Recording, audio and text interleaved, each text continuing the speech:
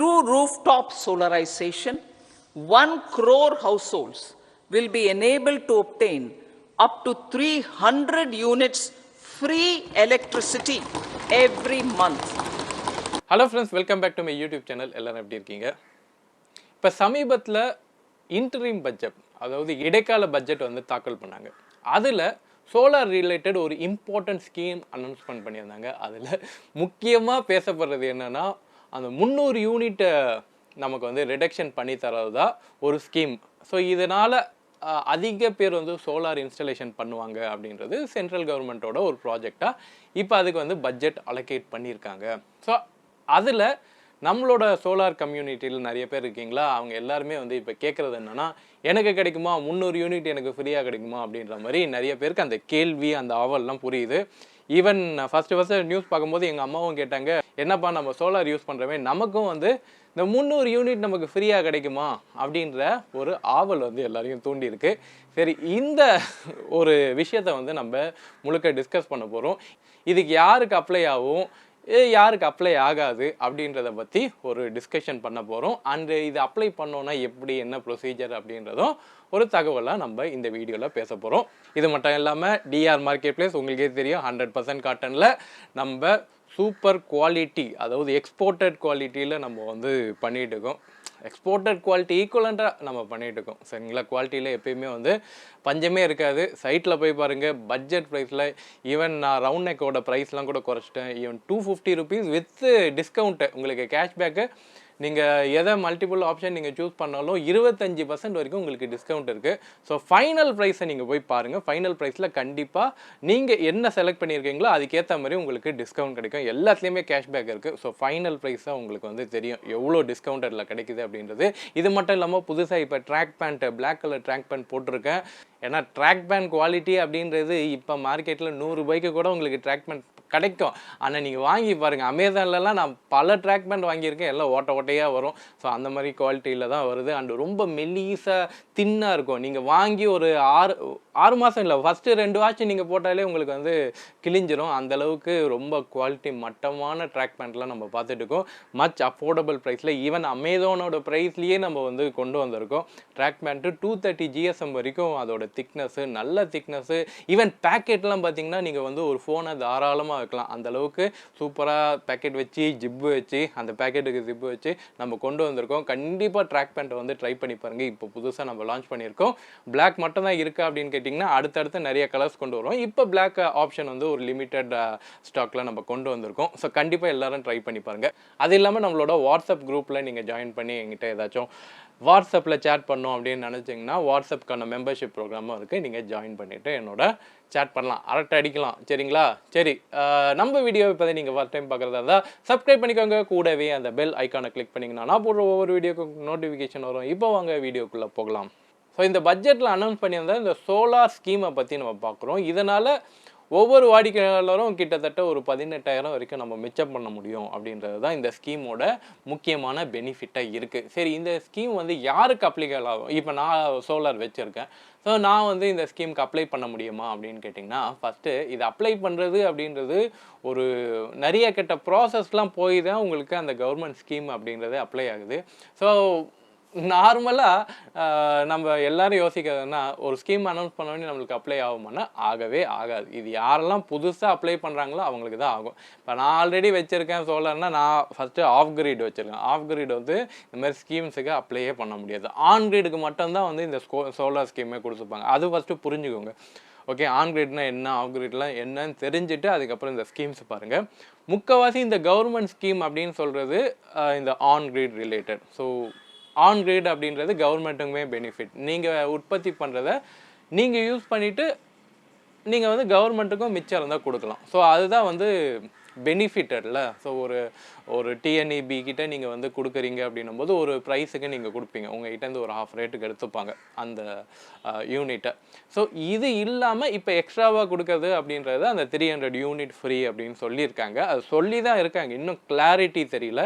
அதுக்கு இன்னும் டிஎன்இபிலேருந்து நமக்கு வந்து அறிக்கை வரணும். இந்த மாதிரி சோலார் இன்ஸ்டலேஷன் பண்ணுறவங்களுக்கு புதுசாக இப்போ நெட் மீட்டரிங் வந்து வாங்குறாங்க அப்படின்றவங்களுக்கு இந்த ஸ்கீமில் உங்களுக்கு இந்த பெனிஃபிட் வரும், சென்ட்ரல் கவர்மெண்ட் ஸ்கீம் வந்து இங்கே அப்ளை ஆகும் அப்படின்னு சொல்லி டிஎன்ஏபியில் ஃபஸ்ட்டு ஒரு அறிக்கை வரணும். அது இப்போ வந்துச்சா அப்படின்னு கேட்டிங்கன்னா இன்னும் வரல. சரி, இதுக்கான ப்ரொசீஜர் என்ன, இப்போ இதை அப்ளை பண்ணால் எல்லாருக்கும் கிடைக்குமா அப்படின்னா அதுவுமே வந்து ஒரு கொஞ்சம் டீடியஸான ப்ராசஸ் தான். எல்லாமே இங்கே பார்த்தீங்கன்னா ஒரு ப்ராசஸ் ஓரியன்டாக தான் வரும். நீங்கள் வந்து எடுத்தவனையே உங்களுக்கு கிடைச்சிருமானா கிடைக்காது. ஏன்னா கவர்மெண்ட்கிட்டேருந்து வருது இல்லை, கவர்மெண்ட் 1008 திட்டம் வச்சுருப்பாங்க, அதில் 1008 விஷயங்களும் வச்சுருப்பாங்க.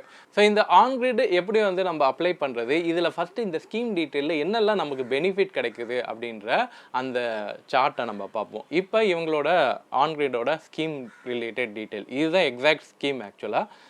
இதில் நீங்கள் அப் டு 3 கிலோவாட் வரைக்கும் நீங்கள் போட்டிங்கன்னா உங்களுக்கு ஜென்ரல் கேட்டகரி, ஏன்னா ஸ்பெஷல் கேட்டகரியில் நம்ம ஸ்டேட் வரவே வராது. இது வந்து நார்த் ஈஸ்டர்ன், உத்தரகாண்ட், ஹிமாச்சல், லக்ஷதீப், அந்தமான் இந்த மாதிரியான சிட்டிஸ் தான் உங்களுக்கு ஸ்பெஷல் கேட்டகரி. ஸோ நம்ம ஆப்வியஸ்லி நம்ம வந்து ஜென்ரல் கேட்டகரியில் தான் வருவோம். ஸோ இந்த ஜென்ரல் கேட்டகரியில் 3 கிலோவாட் வரைக்கும் நீங்கள் இன்ஸ்டால் பண்ணிங்கன்னா பர் கிலோவாட்டுக்கு 18,000 வரைக்கும் உங்களுக்கு சப்சிடி கிடைக்கும். அபவ் 3 கிலோவாட்டுக்கு போகும்போது உங்களுக்கு அடுத்த ஒவ்வொரு கிலோவாட் நீங்கள் அடிஷனாக ஆட் பண்ணும்போது ஒவ்வொரு கிலோவாட்டுக்கும் 9,000 rupees வரைக்கும் உங்களுக்கு கிடைக்கும். அது வந்து எவ்வளோ வரைக்கும்னா உங்களுக்கு 10 கிலோவாட் வரைக்கும் அந்த கெப்பாசிட்டி. அதுக்கு மேலே போனீங்க அப்படின்னா நீங்கள் அதுக்கு மேலே போகிறது இந்த ஸ்கீம்லேயே இல்லை ஃபஸ்ட்டு. ஏன்னா 10 கிலோவாட் வரைக்கும் தான் அவங்க வந்து கட் ஆஃபே வச்சுருக்காங்க. அதுக்கு மேலே ஸ்கீமே கிடையாது. அது இல்லைன்னா நீங்கள் வந்து உங்களுக்கு ஃபேக்ட்ரி ரிலேட்டட் அந்த ஸ்கீமில் வரும். இல்லைனா நீங்கள் வந்து சொசைட்டியில் இருக்கீங்க அப்படின்னா சொசைட்டியில் பார்த்தீங்கன்னா 500 கிலோவாட் வரைக்கும் அவங்களால அப்ளை பண்ண முடியும். அதுலேயுமே பார்த்தீங்கன்னா உங்களுக்கு பெர் ஹவுஸுக்கு வந்து 10 கிலோவாட் வரைக்கும் தான் அவங்க சப்சிடி கொடுக்குறாங்க. ஸோ ஓவரால் உங்கள் 10 கிலோவாட் வரைக்கும் நீங்கள் சப்சிடி அப்ளை பண்ண முடியும் இந்த சென்ட்ரல் கவர்மெண்ட் ஸ்கீம் வழியாக. ஸோ இப்போ பர் கிலோவாட்டுக்கு உங்களுக்கு 18,000 கிடைக்குதுன்றது நல்ல விஷயம்.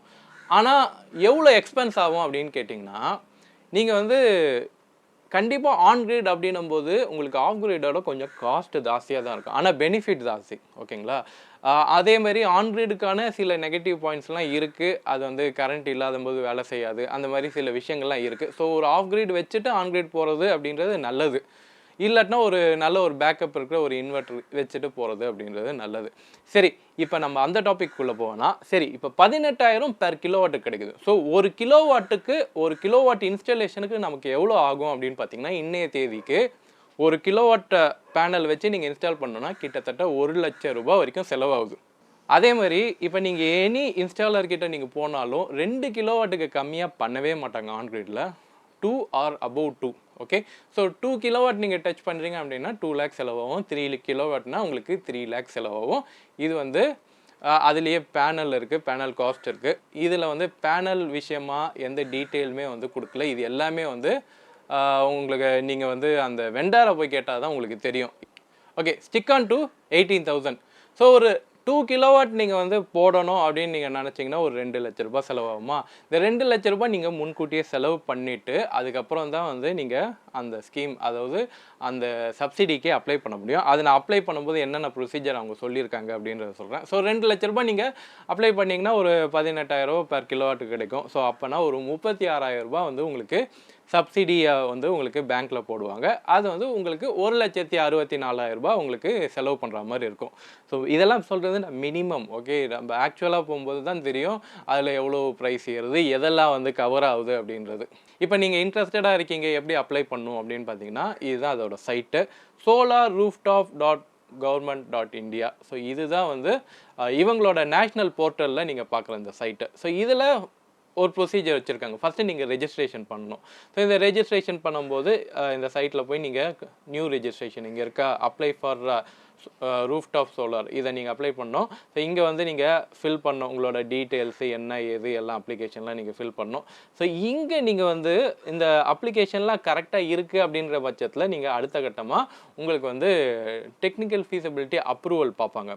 Okay, DISCOM approval, technical feasibility approval அப்படின்றது யாருன்னா நம்மளோட தமிழ்நாடு டிஎன்இபி எலக்ட்ரிசிட்டி போர்டு தான். ஓகேவா? ஸோ இவங்க தான் இந்த ஸ்கீமை வந்து அப்ரூவ் பண்ணுறது. இங்கே ஸ்டேட் லெவலில் அப்ரூவ் ஆனால் தான் இது சாங்ஷனே ஆகும். கரெக்டாக?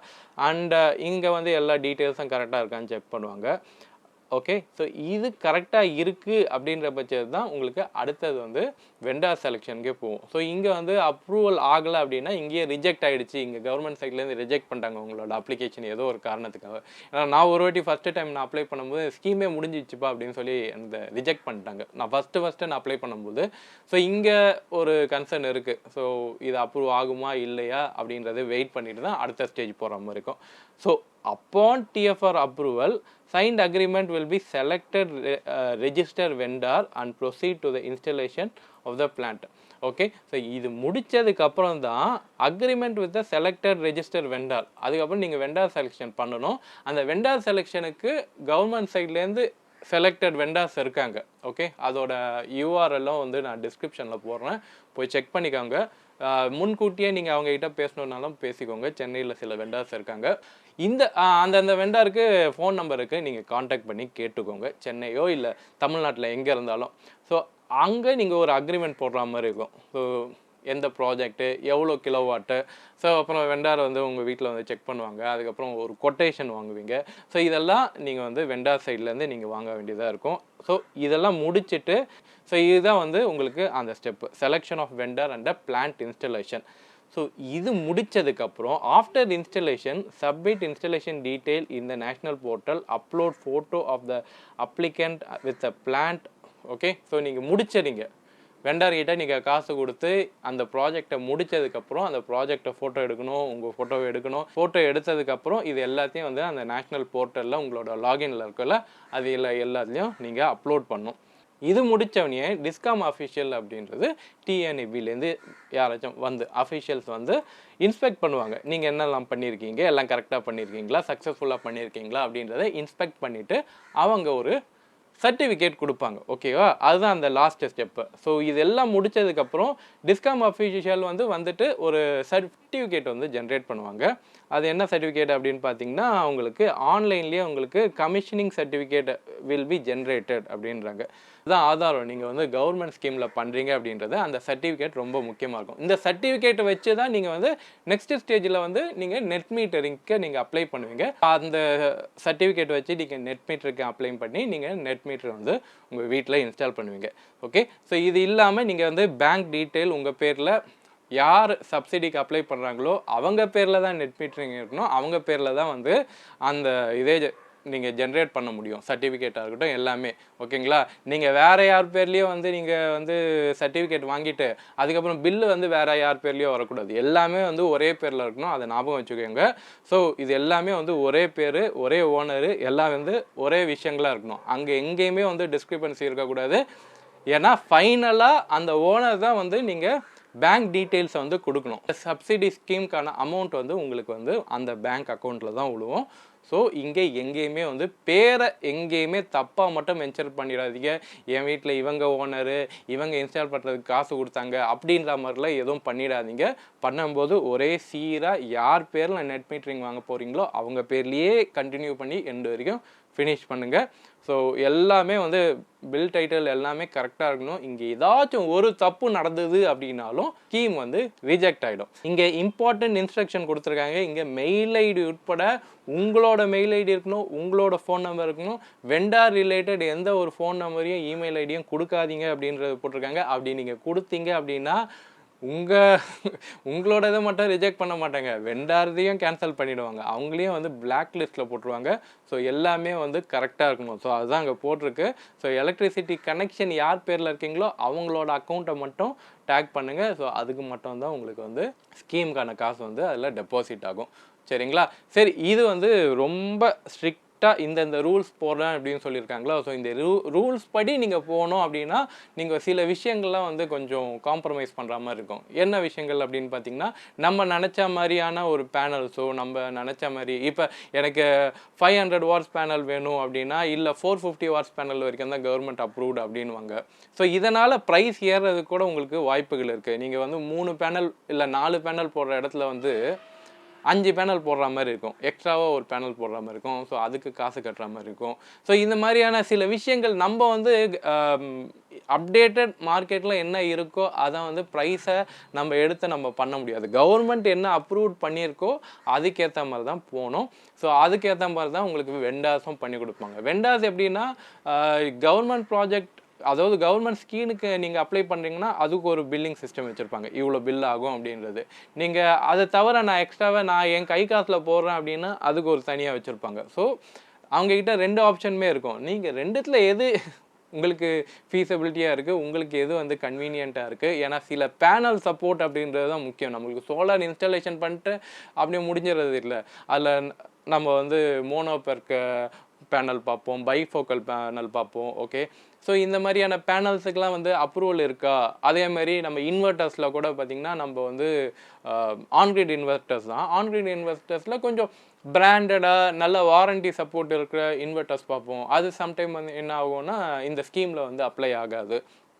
ஸோ இந்த மாதிரியான பஞ்சாயத்தெல்லாம் வந்து இந்த இன்ஸ்டாலேஷன்லேயே உங்களுக்கு வந்து கொஞ்சம் கன்ஃபியூசிங்காக இருக்கும், எந்த சைடு போகலாம் அப்படின்றது. ஓகேவா? இது இல்லாமல் நீங்கள் இதெல்லாம் முடிச்சுட்டு கவர்மெண்ட் ஸ்கீமில் நீங்கள் அப்ளை ஆகுறீங்க அப்படின்னா டிஎன்இபி ஃப்யூச்சரில் ஓகே இவங்க சொன்னதுக்கு இல்லை 300 யூனிட் நாங்கள் கொடுக்குறோம் அப்படின்னா ஓகே அப்ளை ஆகலாம். ஓகே, அது வந்து ஷூரிட்டியே இல்லை. இன்னும் வந்து நம்ம கவர்மெண்ட்லேருந்து அது ஒரு ஷூரிட்டியாக சொல்லவே இல்லை. ஃபைனலி நம்ம வந்து இந்த 300 யூனிட்டு கிடைக்குமா இல்லையா அப்படின்றது நம்ம பொறுத்திருந்து தான் பார்க்கணும். அண்ட் இதுக்கு வந்து ஒரு சோலார் இன்ஸ்டாலேஷன் அப்படின்னும் போது சென்ட்ரல் கவர்மெண்ட், ஸ்டேட் கவர்மெண்ட் இல்லாமல் ஒரு பொதுவாக அதுக்கான ஒரு சிஸ்டம் கொண்டு வந்தாங்கன்னா அது ஈஸியாக எல்லா பொதுமக்களுக்கும் போய் ரீச் ஆகும் அப்படின்றது தான் என்னோட கருத்தாக இருக்குது. See you on next video. Until then, bye bye from Divakar. Bye bye.